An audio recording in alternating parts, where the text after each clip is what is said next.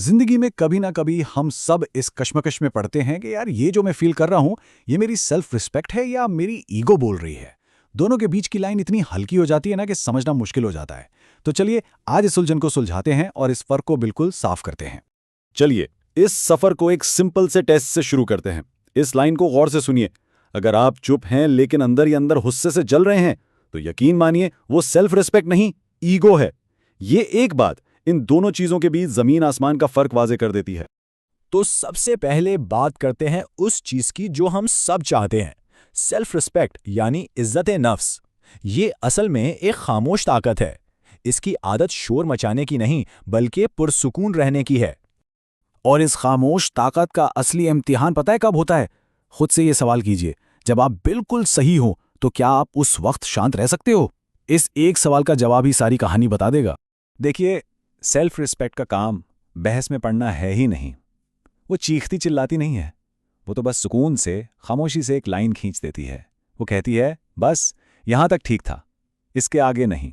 और ये लाइन खींचने का तरीका भी बहुत अलग होता है। यहां कोई ताने नहीं मारे जाते, कोई धमकियां नहीं दी जाती और कोई तमाशा खड़ा नहीं किया जाता। ये सिर्फ एक शांत लेकिन पत्थर जैसा मजबूत फैसला होता है। तो ये तो थी सेल्फ रिस्पेक्ट। अब आते हैं इसके ऑपोजिट पे, यानी कि ईगो पर, अना पर। ये ऐसी चीज है जो ताकतवर दिखती है पर असल में ये एक शोर मचाती हुई कमजोरी है। ईगो की फितरत ही बिल्कुल अलग है।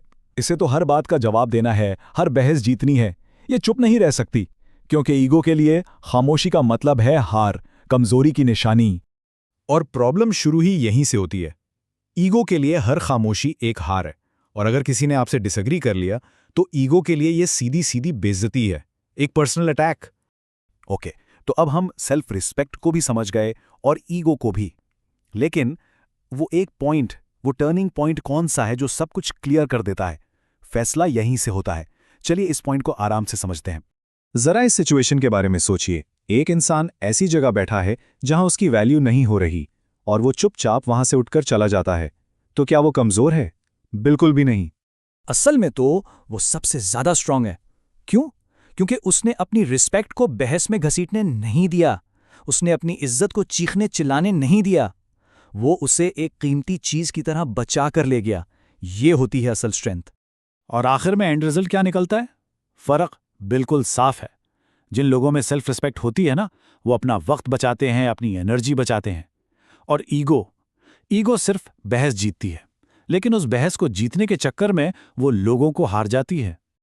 और अब आती है वो एक लाइन जो इस पूरी डिस्कशन को सम अप कर देती है। अगर बाकी सब भूल भी जाएं तो बस ये याद रखिएगा, सेल्फ रिस्पेक्ट आपको चुप रहना सिखाती है और ईगो आपको बोल बोलकर खुद को गिराना।